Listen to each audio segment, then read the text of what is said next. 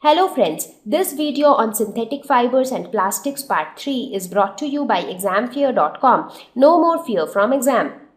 Now, as I said, these synthetic fibers are nothing but polymers. And what are polymers? These are large molecules which are made up of multiple repeated units. The word poly means multiple. So where you have multiple small units and they are all identical units. So they all just repeat themselves. So just think of this example of a chain which is formed by repetitive units. So if you observe this chain closely, you will see that it actually contains units like this which are joined together. Now when they join together in a specific pattern, they form a chain like this. So basically each of these units, so that this entire chain which is formed, this is the polymer. So the entire chain is the polymer. But each unit of this chain, so each particular this ring is a monomer. So a polymer consists of multiple monomers, so multiple repeated units. So the same unit, that is the same ring, gets repeated over and again to form a large molecule, that is polymer. So that's a polymer. Let's take some examples of polymers. So starch is an example of a polymer. So if you look at the structure of starch, this is how the chemical structure is. So you see, this is one unit, this is another unit, and the same unit is repeating over and again, and that's how a big molecule of starch is formed. Let's take another example of nylon. So just now we were talking about nylon. What is nylon? It is a synthetic fiber or an artificial fiber. Right? So if you look at the chemical structure of nylon, what do you see? I mean, however, it looks quite complex, but if you try to observe it very closely, so if you observe it from here till here, you actually see that these are all repeated units. So these are all repeated units.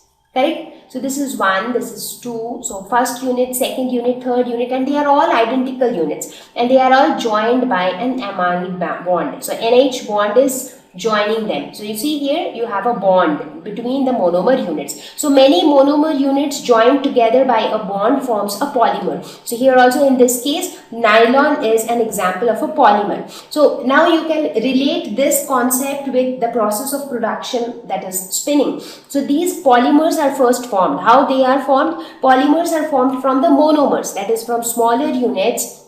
So the first thing that will happen is monomers will form, many monomers will form polymers by a process called polymerization, where several monomer units will get joined together by some bond, and that's how it will form a polymer. And then this polymer will be in viscous form. So this will undergo the spinning process, that it will pass through the spinneret, and from the spinneret what we will obtain is the fibers, and then the fibers are solidified to form the final fibers.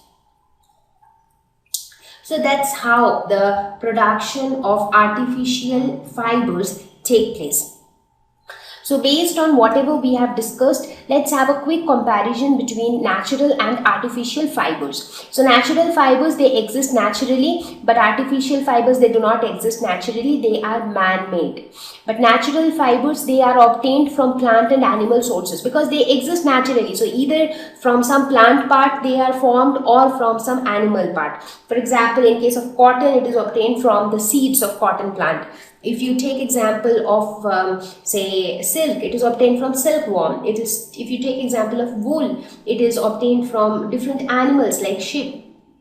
So the natural fibers are all obtained either from plant or animals. But artificial fibers, they are man-made. So for them also you need some raw material or some reactants. For example, it is obtained from coal, petroleum, water, air. So using all these things, the artificial fibers are formed. Natural fibers, not possible to change the fiber structure because we are not making them. So something which we are not creating, we will not be able to change its composition. But artificial fiber structure can be altered because it completely depends on us. So if we change the process of formation, so the structure of the artificial fiber will also change. Natural fibers are environment friendly, but artificial fibers are not. Why? Because In case of artificial fibers, the entire process of production which is involved, during that process, sometimes some poisonous gases are also released. So that means it causes harm to the environment during its process of production. Also, there are certain fibers which are harmful to environment. One such example is polypropylene. Natural fibers are more comfortable but higher priced, so they are quite expensive. Moreover, we do not have control on their production, so they are quite expensive. But artificial fibers have lower price, so they are cheap, but at the same time they are less comfortable. So if you, for a very common example, just take a top which is made up of cotton and take another top which is made up of artificial silk. So, and if you wear both of them, you can feel that the natural fiber is more comfortable to wear. So natural fibers mostly used in clothing, whereas artificial fibers are used for multiple purposes. For example, it is used in making ropes, it is used in making parachutes, it is also used in making, so when we talk about plastics, so plastics are used in making a lot of kitchenware, utensils, bottles, and so many other stuffs. So this is all about natural and artificial fibers. So in this lesson, we are going to focus more on the synthetic fibers, that is artificial fibers. So in artificial fibers, we are going to talk about different types of artificial fibers, how are they prepared, what are their properties, where are they used. So that is our main agenda in this lesson. So let us take some examples or some types of artificial fibers. So we are going to discuss about rayon, nylon, polyester, and acrylic.